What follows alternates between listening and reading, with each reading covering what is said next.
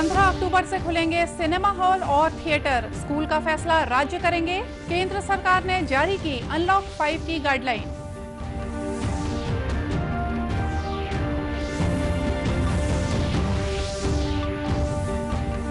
छत्तीसगढ़ में सितंबर माह में बढ़े कोरोना के 81,000 से ज्यादा मामले। स्वास्थ्य मंत्री ने लोगों से की जागरूक रहने की अपील।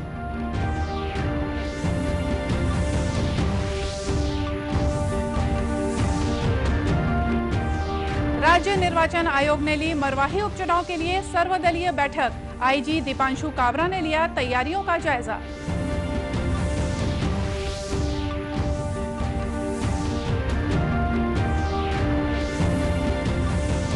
और इंदिरा गांधी कृषि विश्वविद्यालय के वैज्ञानिकों ने मिट्टी की जांच के लिए बनाया चलित मिनी किट। अब किसान भी कर सकेंगे मिट्टी का परीक्षण।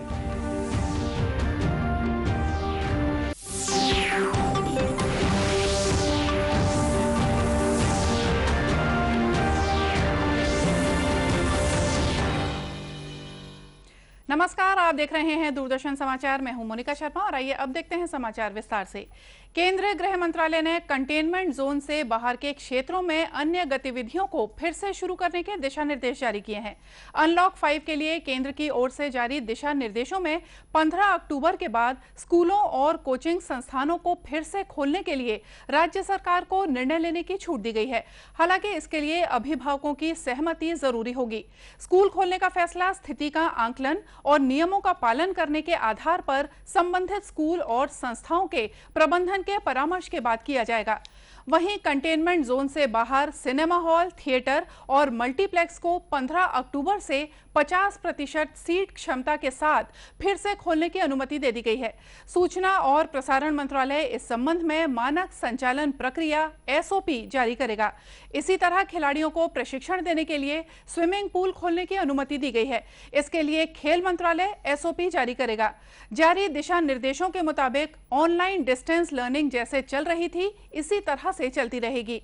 यह भी कहा गया है कि 31 अक्टूबर तक जिन इलाकों को कंटेनमेंट जोन घोषित किया गया है, वहां पर लॉकडाउन का सख्ती से पालन कराया जाएगा। इससे पहले सरकार ने 1 सितंबर को शुरू हुए अनलॉक 4 में मेट्रो सेवाओं को फिर से शुरू करने की इजाजत दी थी।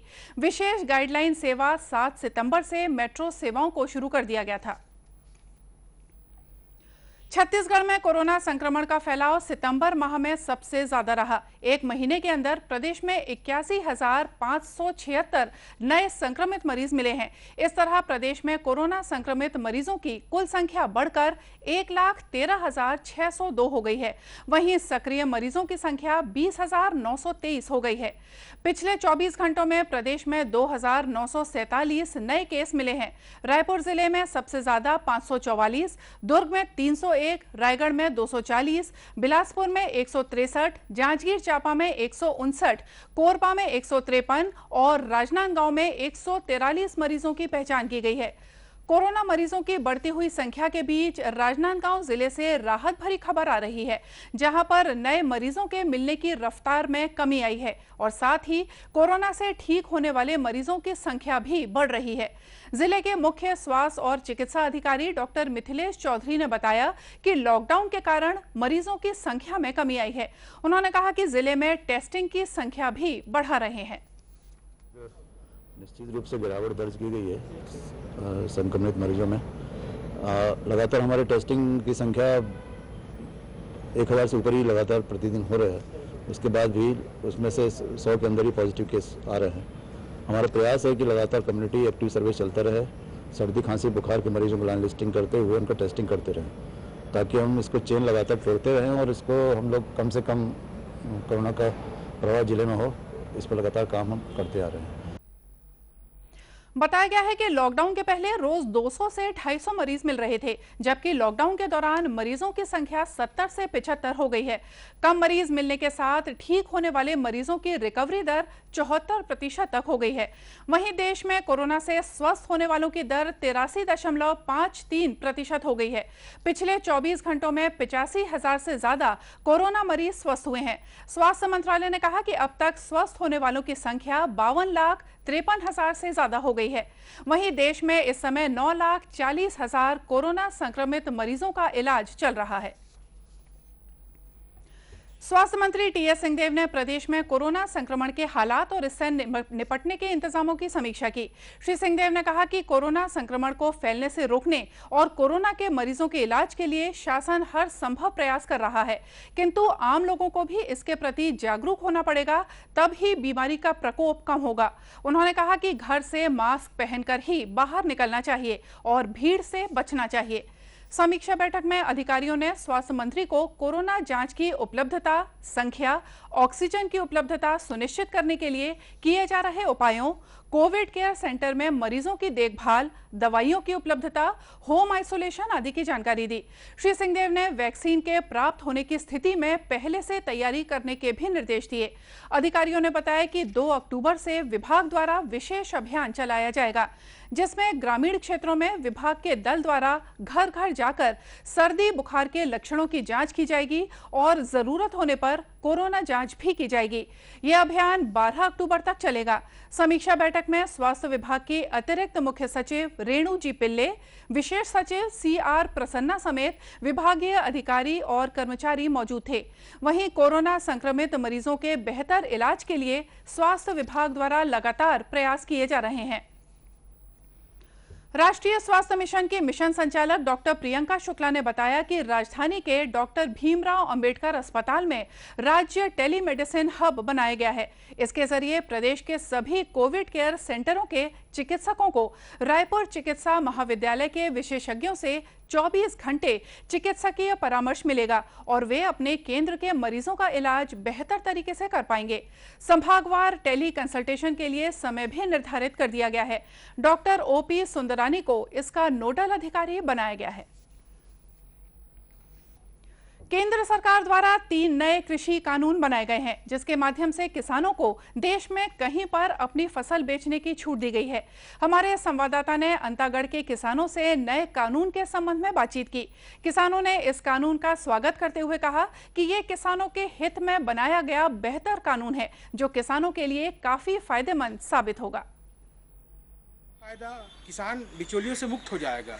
बिचौलियों से मुक्त का मतलब, बिचौलिए जो है, जब किसान अपना फसल जो है मंडी में बेचने के लिए ले जाया करता था तो उनको बिचौलियों से होकर गुजरना पड़ता था। जब बिचौलिया चाहेगा तब जाके वह अपना फसल को मंडी में बेच सकता था, परंतु नए बिल से बिचौलियों की मुक्ति मिल जाएगी। मुक्ति इसलिए मिलेगी क्योंकि अब किसान किसी एक मंडी पर निर्भर नहीं रहेगा, वो किसी भी मंडी में अपना फसल को ले जाके बेच सकता है। किसान अपना फसल किसी भी मंडी में बेच सकता है, किसी भी दुकान में बेच सकता है, प्राइवेट में बेच सकता है। पहले ये निर्धारित था कि एक मंडी अंतागढ़ का है तो अंतागढ़ मंडी में ही बेचेगा।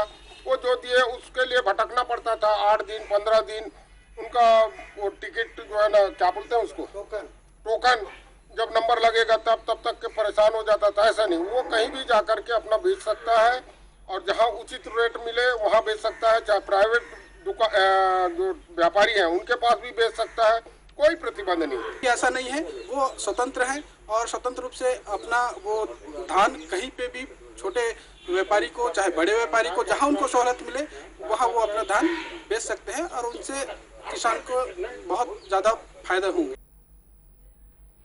इस नए कानून को लेकर किसान भी खासे उत्साहित नजर आ रहे हैं। बिलासपुर आईजी दीपांशु काबरा ने 3 नवंबर को होने वाले मरवाही उपचुनाव की तैयारियों का जायजा लिया। उन्होंने मध्य प्रदेश और छत्तीसगढ़ के सीमावर्ती इलाकों में पहुंचकर अधिकारियों की बैठक ली। इस दौरान उन्होंने अधिकारियों को चुनावी आचार संहिता का कड़ाई से पालन करवाने के निर्देश दिए। आईजी दीपांशु काबरा ने कहा कि शांतिपूर्वक ढंग से चुनाव कराने के लिए सभी आवश्यक तैयारियां की जा रही हैं। इसके लिए पड़ोसी राज्य की पुलिस से भी समन्वय स्थापित कर सुरक्षा व्यवस्था दुरुस्त की जा रही है। फोर्स आना शुरू हो गया है। आज एक कंपनी कवर्धा से हमने मूव की है।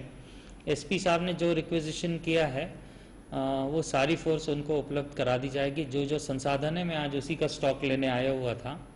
गाड़ियाँ अगर उनको जितनी चाहिए हैं वो सारी गाड़ियाँ मिलेंगी, जितने अफसर चाहिए उतने अफसर मिलेंगे। चूँकि ये उपचुनाव है, काफ़ी गहमा गहमी वाला होते हैं। मैं यहाँ पूर्व रह चुका हूँ तो मुझे मालूम है किस तरह के चुनाव हैं। तो उनको मैंने अपने एक्सपीरियंस साझा किए हैं और उन्होंने जितनी सारी चीज़ें मांगेंगे और आगे आने वाले समय भी रहेंगे तो उनको सारे उपलब्ध करा देंगे। आईजी काबरा ने अंतर्राज्यीय सीमा के साथ नए जिले की सीमा में आने वाले वाहनों की चेकिंग और जिले में पुलिस व्यवस्था दुरुस्त करने के निर्देश भी दिए। दरअसल मरवाही के साथ मध्य प्रदेश के अनूपपुर में भी उपचुनाव होना है। इधर मरवाही में होने वाले उपचुनाव के लिए राज्य निर्वाचन आयुक्त रीना बाबा साहेब कंगाले द्वारा एक सर्वदलीय बैठक बुलाई गई, जिसमें उन्होंने सभी दल के नेताओं से चुनाव आचार संहिता का पालन करने और कोरोना संक्रमण के तहत बनाई गई चुनावी गाइडलाइंस के तहत चुनाव प्रचार करने की बात कही। राज्यपाल अनुसुईया उइके ने अंतर्राष्ट्रीय वृद्धजन दिवस के अवसर पर समस्त वरिष्ठ नागरिकों को हार्दिक शुभकामनाएं दी हैं। राज्यपाल ने कहा है कि वृद्धजन हमारे समाज की धरोहर हैं। उनमें अनुभवों का भंडार होता है और वे पूरे समाज के पथ प्रदर्शक होते हैं। हमें ये प्रयास करना चाहिए कि सदैव उनके बताए हुए रास्ते पर चलें। हमें हमेशा वृद्धजनों का उचित सम्मान और आदर करना चाहिए। मुख्यमंत्री भूपेश बघेल ने भी अंतर्राष्ट्रीय वृद्धजन दिवस पर सभी बुजुर्गों को स्वस्थ और खुशहाल जीवन के लिए शुभकामनाएं दी। मुख्यमंत्री ने कहा कि बुजुर्ग परिवार और समाज के मूल स्तंभ होते हैं। वे जीवन भर परिवार और समाज को अपना अमूल्य योगदान देते हैं। उनकी खुशी, स्वास्थ्य और सम्मान का पूरा ध्यान रखना चाहिए। इंदिरा गांधी कृषि विश्वविद्यालय रायपुर के वैज्ञानिकों ने मिट्टी की जांच के लिए एक चलित मिनी किट विकसित की है, जो बहुत ही आसान तरीके से मिट्टी की गुणवत्ता बता देती है। इस किट पर भारत सरकार ने भी मोहर लगा दी है।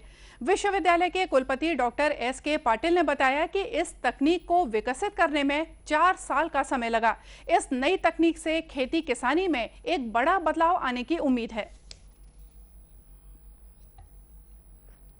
एक बहुत छोटा सा एक बॉक्स हमने तैयार किया, जिसमें रिक्वायर्ड केमिकल्स, टेस्टिंग की मेथड्स, जो फनल्स हैं, फिल्टर पेपर्स हैं, सॉल्यूशंस हैं, ये सारे हमने उसमें डाले हैं।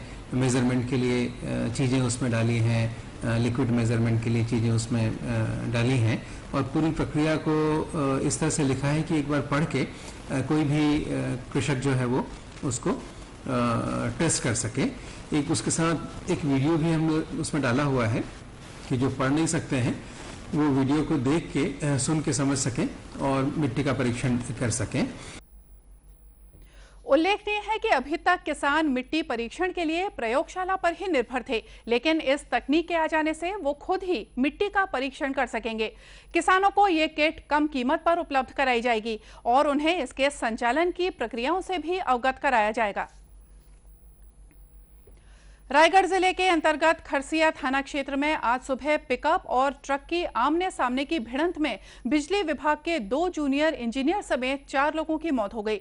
जिले के SP संतोष सिंह ने बताया कि हादसा इतना भीषण था कि पिकअप के परखच्चे उड़ गए। घटना के बाद ट्रक चालक मौके से फरार हो गया, जिसकी तलाश जारी है।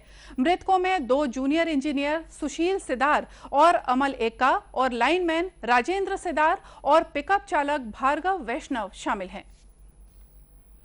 और इसी के साथ ये समाचार बुलेटिन यहीं समाप्त हुआ। नमस्कार।